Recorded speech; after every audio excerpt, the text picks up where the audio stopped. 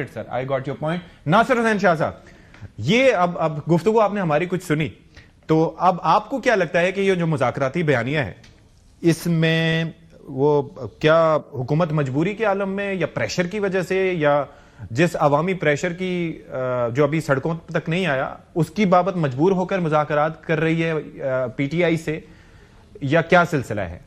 آپ کی انڈرسٹینڈنگ کیا ہے؟ بسم اللہ الرحمن الرحیم. اللہم صلی علی محمد و آل محمد. دیکھیں, جس طرح ہمارے شوکت یوسف زئی صاحب خوبصورت انسان ہے, اس طرح باتیں بھی خوبصورت اچھی کرتے ہیں, لیکن ایسا ہے نہیں. اور جو مذاکرات کی بات ہے گورنمنٹ کی طرف سے تو شروع سے ہی تھی. آپ نے خود دیکھا ہوگا, ریکارڈ پہ ہے کہ کس طرح اس کا علیحدہ سے کبھی مذاق اڑایا گیا, کبھی بالکل ڈینائل کیا گیا, کبھی مختلف ساری چیزیں ہیں.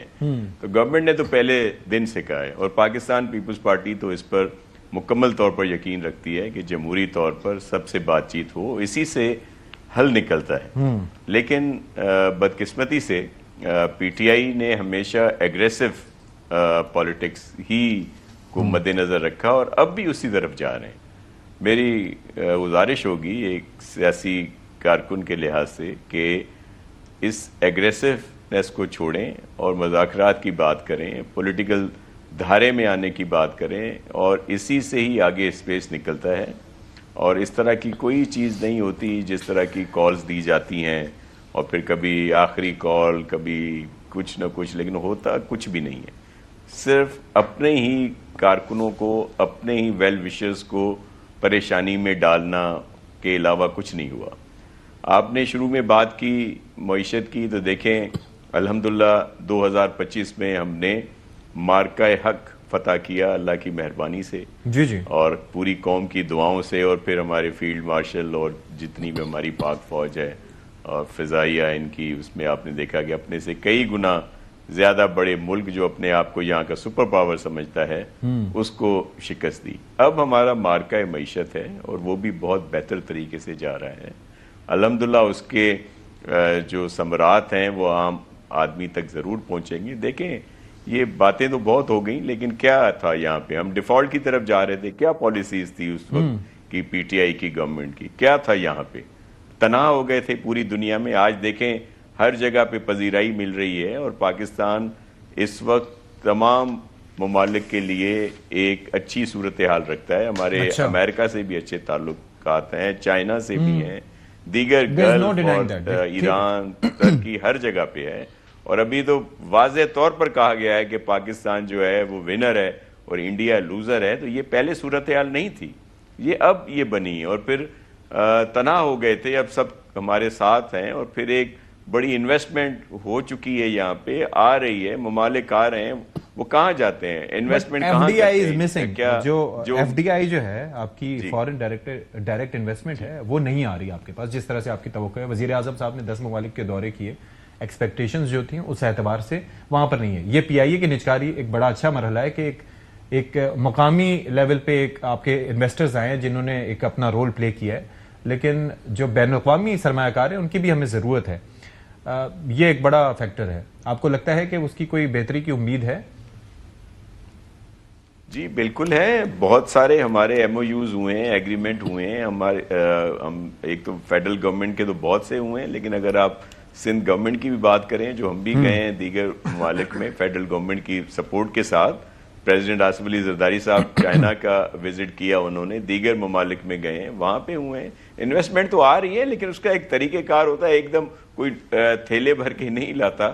اس کا پورا ایک سلسلہ ہوتا ہے جس پہ کام ہو رہا ہے. بڑی پازیٹیو وہ ہیں, اور الحمدللہ 2026 جو ہے اس میں مارکہ معیشت پہ ہی بات ہوگی, اور اس پہ آپ دیکھیے گا کہ بہت بہتری آئے گی انشاءاللہ. ٹھیک ہے. سینیٹر ڈاکٹر عفنان صاحب, یہ جو سلسلہ ہے ظاہر ہے کہ ایکسپورٹس پاکستان کے لیے ایک چیلنج ہے. جو ہمارا بات کرتے ہیں ظاہر شوکت یوسف زئی صاحب, وہ اپنی جگہ ایک اعتبار سے ٹھیک یہ ہے کہ عوام کو اس طریقے سے کوئی ثمرات نہیں مل رہے. ہم آئی ایم ایف پلان میں موجود ہیں, لیکن یہاں پر آپ دیکھیں تو ارکان اسمبلی کی تنخواہوں میں اضافہ ہوتا ہے تو وہ کر دیا جاتا ہے ایک طرح سے. کے پی کی میں مثال دوں تو وزراء کو تزئین و آرائش کے لیے 10-10 لاکھ روپے الگ سے دیے جا رہے ہیں, یعنی کہ ہر صوبہ کچھ نہ کچھ اپنے اعتبار سے کر رہا ہے. لیکن باقی جہاں پر نہیں ہو رہا تو وہ نہیں ہو رہا. انفلیشن بیس پہ تنخواہیں نہیں بڑھتی. پھر آپ یہ دیکھ لیں کہ جو ایکسپورٹس ہمیں ہونی چاہیے, یہ جو ٹیکسٹائل سیکٹر ہے ہمارا, جو سب سے زیادہ آپ کی ایکسپورٹس میں کردار ادا کرتا ہے, اس کی حالت کیا ہے؟ ایک مل بند ہوتی ہے تو اس کے ساتھ پورا جیننگ فیکٹریز اور سارا کا سارا لوگ متاثر ہوتے ہیں. کیا سوچا جا رہا ہے اس بابت؟ دیکھیں, ہماری کوشش ہے کہ اکانومی کو جو ہے وہ دوبارہ سے لانچ کیا جائے. 2017 میں جب مسلم لیگ نون کی حکومت میاں نواز شریف صاحب وزیر اعظم تھے, اس وقت پاکستان دنیا کی 24ویں بڑی اکانومی بن چکا تھا. اور جب ہمیں 2022 میں حکومت ملی تو اس وقت ہم دنیا کی 47ویں بڑی اکانومی تھے. یعنی کہ ہم 24 سے 47 پہ پہنچ گئے 4 سال میں. اب بات یہ ہے کہ ظاہر ہے یہ جو ایک پوری تباہ و بربادی تھی, اس کو ٹرن اراؤنڈ کرنا اوور نائٹ نہیں ہو سکتا.